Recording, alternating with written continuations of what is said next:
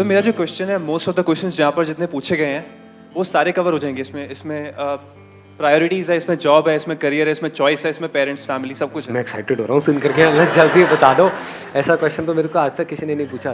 Question ये है कि how to deal with the issues when you have your own dreams what you want to accomplish versus family issues. अगर आपकी family आपकी dreams के against है, for example me, I am an engineering graduate, गलती से, and my father wants me to work in a corporate sector, which I do not want to, and I've been working from last 2 years, but I'm not really happy. और ये सब आप share करना चाहते हो कैमरे में? Yeah, sure you can. अभी जो आप जॉब कर रहे हो वो सिक्योर्ड है पूरी, मतलब अच्छी, you are getting good money, good package, everything financially? बिल्कुल नहीं सर, बिल्कुल नहीं सर। अभी 5 महीने पहले लास्ट आगे ग्रोथ नजर आ रही है वहाँ पे? आगे फ्यूचर कुछ नजर आ रहा है? कुछ भी नहीं, फ्यूचर भी नजर नहीं आ रहा, अभी भी कुछ नहीं हो रहा है, बस पेरेंट्स को लग रहा है कि बुरा क्या होगा। सोचने वाली बात है, तो अब प्रॉब्लम क्या रह जाती है? And also sir there is a comfort zone जहाँ पर आते ही आप थोड़े से ढीले पड़ने लगते हो अपने ड्रीम्स कंप्लीट करने के लिए। सो दैट्स, हाँ, एक कंफर्ट जोन है, क्योंकि हर महीने के एंड में चाहे वो जॉब हमको पसंद हो चाहे ना हो, बट द पॉइंट इज वहाँ से महीने के एंड में सैलरी तो आ ही रही है, और उस सैलरी के अकॉर्डिंग हमारे खर्चे ऑलरेडी बने हुए हैं, और एकदम से अगर वो आना बंद हो गया तो गए। यही सब डर है ना। टॉपिक क्लियर हो रहा है? मतलब क्या है ये टॉपिक, कि अगर फैमिली सपोर्ट ना करे, बट एक्चुअल में जो टॉपिक है वो फैमिली के सपोर्ट की प्रॉब्लम नहीं है, ये कंफर्ट जोन की प्रॉब्लम है, कि चाहे जितना भी बुरा है, जैसा भी है, कंफर्टेबल है।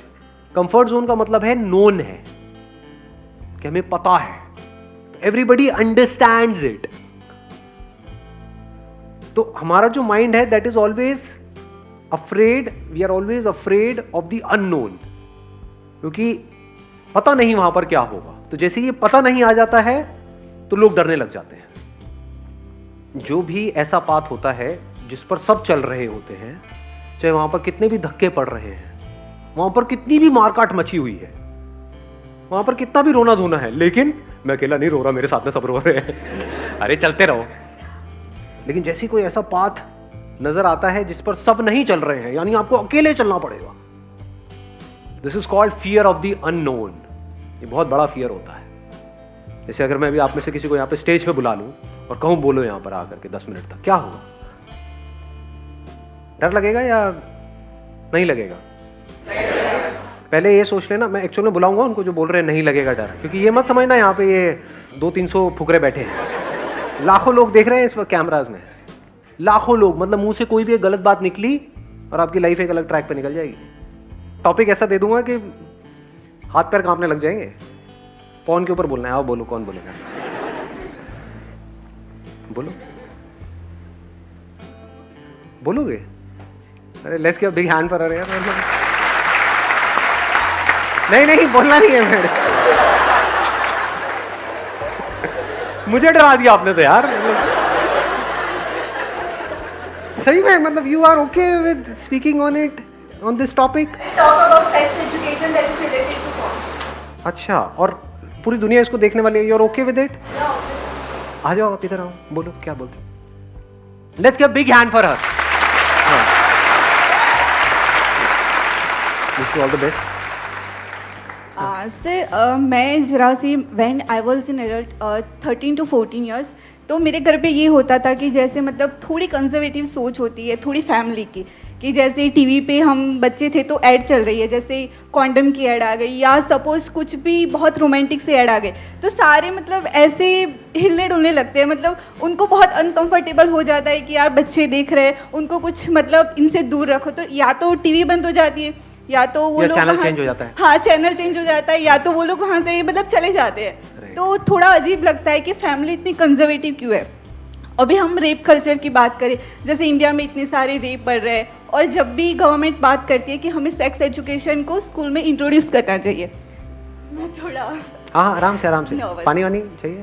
No it's all right sir. जब भी गवर्नमेंट बात करती है सेक्स एजुकेशन की, तो हमारे जो भी मतलब सो कॉल्ड रिलीजियस लोग होते हैं वो इसे अपोज करते हैं कि that is not our culture, that is a western culture. But आज के टाइम में सर ये सब बहुत ईजिली अवेलेबल है। अगर आप पेरेंट्स अगर किसी बच्चों को नहीं सिखाते तो वो इंटरनेट से या किसी भी और मीडिया से वो सीखने ही वाले हैं।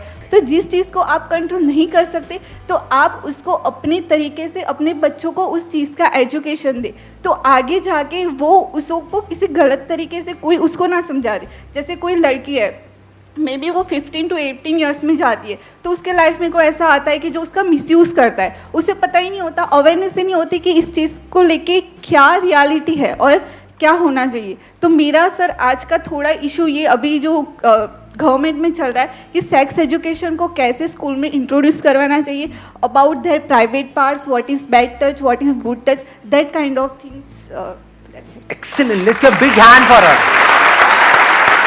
Wish you all the very best.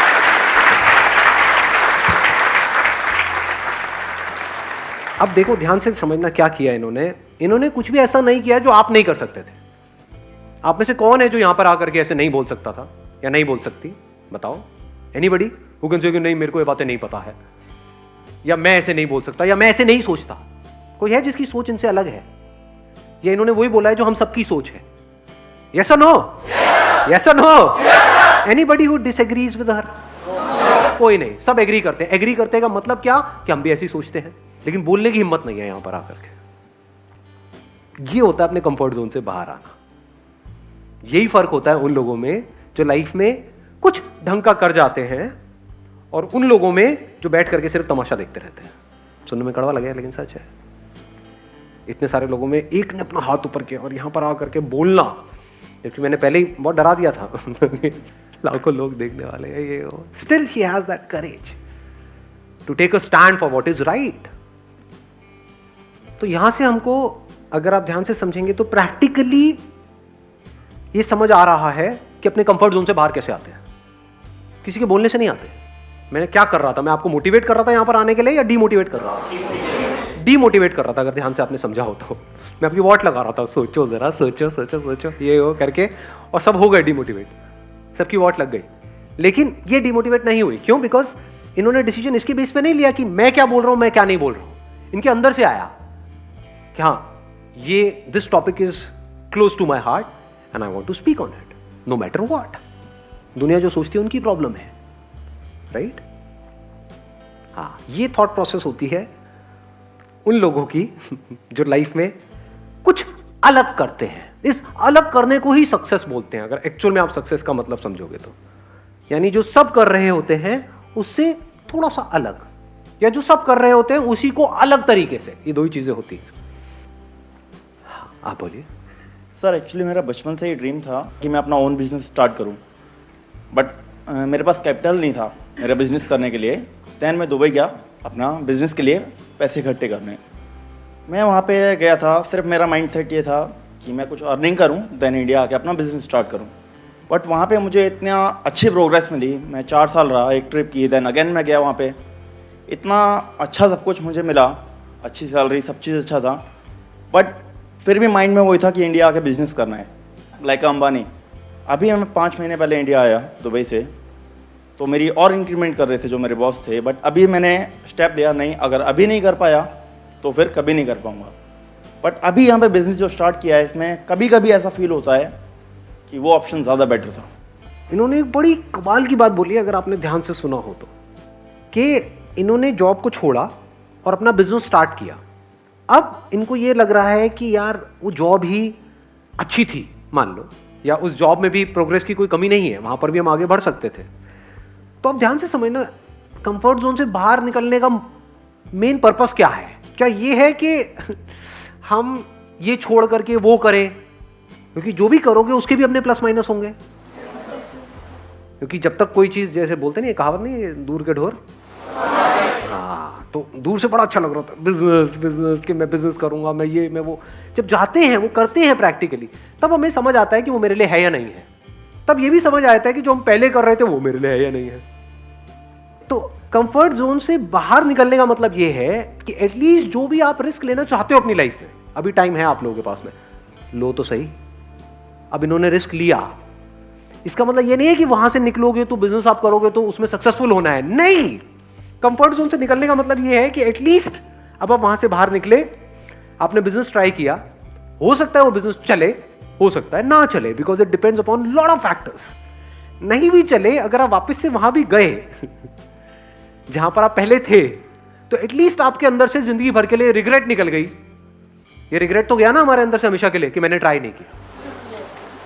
ये इंपॉर्टेंट है लाइफ में।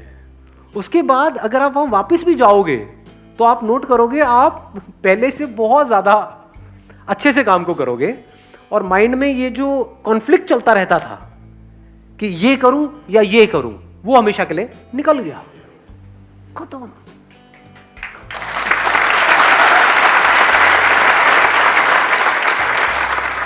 क्योंकि कोई भी चीज करके ही समझ आती है, बिना करे नहीं समझ आती। अब मैं आपको, मेरी बेस्ट विशेस आपके साथ में है। I wish from the bottom of my heart कि जो आप कर रहे हो उसमें आपको सक्सेस मिले, 0.1% ना भी मिले because of whatever reasons, और आप वापस भी जाओ तो अब एटलीस्ट वहां पर जहां भी आप जाओ वहां पर खुश रहो। लाइफ में ये सबसे इंपॉर्टेंट है। अभी भी ये चीज़ बहुत डिस्ट्रैक्ट करती है।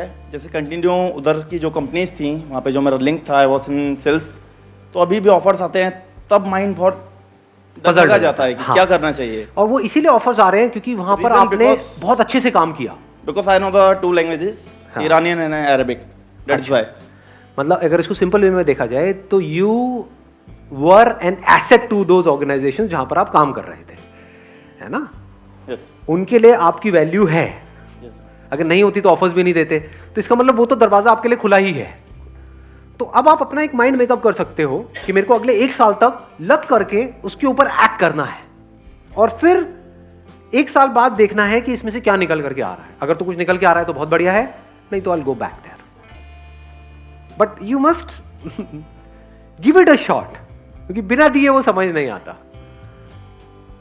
इससे आपको भी आंसर मिला अभी कि अभी आप कह रहे हो कि जहां पे मैं काम कर रहा हूं वहां पे पैकेज भी इतना तगड़ा नहीं है और फ्यूचर भी इतना स्कोप नजर नहीं आ रहा है, तो एटलीस्ट आपने अपने एंड पे कुछ करने की कोशिश करी। ऐसा था, क्या हुआ, पेरेंट्स ने कुछ टाइम तक बोला, वो तो अभी भी बोल ही रहे होंगे किसी ना किसी बात पे, बाद में भी क्या बोलेंगे ही, क्या बोल रहे होंगे, अभी ये बोल रहे होंगे कि तेरा भाई देख, तू खुद को देख, ये वो तब भी तो यही बोलेंगे, इससे ज्यादा क्या बोलेंगे, है ना? सोचने वाली बात है। हम बस कई बार क्या होता है, प्रॉब्लम्स को ओवर एस्टिमेट कर रहे होते हैं अपने माइंड में। इंडिया में किसी के माँ बाप में इतना दम नहीं है कि अपने बच्चों को डिसोन कर दे, नहीं है दम। अब भैया वो टाइम गया कि 20 बच्चे हैं, 40 बच्चे हैं, 50 बच्चे हैं, कि नाम ही नहीं पता माँ बाप को, 2 बच्चे टोटल है। बच्चों में जान अटकी पड़ी है माँ बाप की। कभी आपने थोड़ा सा नौटंकी के लिए भी बोला ना कि मैं घर छोड़ के जा रहा हूँ, नींद उड़ जाएगी आपके घर वालों की। कभी करके देख लेना, ये नौटंकियाँ करी भी होंगी, मैं करके क्या देख लेना। मैं बड़ी करता था बचपन में, मतलब जरा सा कुछ हुआ पापा मेरी बड़ी पिटाई करते थे, मतलब बचपन में खूब मार खाई है। जब भी पिटाई होती थी मैं जा रहा हूँ घर छोड़ करके, छोटा सा होता था, घर छोड़ के चला गया, पीछे पार्क में बैठा हुआ, फिर मम्मी आती थी मनाने के लिए, नहीं नहीं बेटा आ जा, मैं नहीं आ रहा, मैं यही सोऊंगा आज रात को, मतलब नौटंकिया। तो कहने का मतलब है हम बहुत ज्यादा ओवर एस्टिमेट कर रहे हैं इन चीजों को, क्यों, क्या कर देंगे, क्या कर देंगे, मार देंगे, समझ लो, क्या बोलेंगे ही तो बोल तो अभी भी रहे हैं। एटलीस्ट क्या हुआ कि आपने अपना जो भी ड्रीम है, अब उस ड्रीम में आपको सक्सेस मिलेगी या नहीं मिलेगी, नोबडी नोस। अब प्रॉब्लम कब होती है, जब हम चाहते हैं कि कोई आकर के ना हमको श्योरिटी दे दे कि मैं ये छोड़ूंगा, ये करूंगा, यहां पे मुझे सक्सेस मिल जाएगी। याद रखना मेरी इस बात को अच्छे तरीके से, गांठ बांध लेना, कोई भी बंदा आकर के अगर आपको इस तरह की श्योरिटी दे रहा है ना, चोर है 1 नंबर का वो बंदा। वो अपना काम निकालेगा और आपको साइड में करेगा। जो भी बंदा जिसको आपसे कुछ नहीं चाहिए वो कभी भी आपको श्योरिटी नहीं देगा, आपको सही सलाह देगा। तो मैं आपको बिल्कुल एक अनबायस्ड एक सही सलाह दे रहा हूं। वो सही सलाह क्या है, अगर एक्चुअल में आपके अंदर से आ रहा है कि यार ये तो करना ही है लाइफ में, एक बार तो ट्राई करना है, तो करो ना। फेल हो गए तो जो कर रहे थे वही करते रहना बाकी पूरी लाइफ। एटलीस्ट ट्राई तो करो, और क्या पता सक्सेसफुल ही हो जाओ वहां पे, क्या पता सक्सेसफुल हो ही जाओ। अभी आपने अंबानी का नाम लिया, क्या पता दी नेक्स्ट, क्या सरनेम है आपका, कमानी।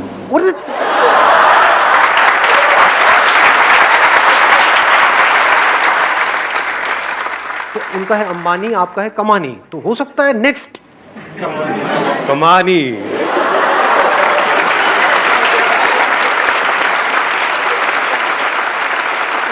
चलिए जी, wish you all the very best, thank you so much for coming and see you soon.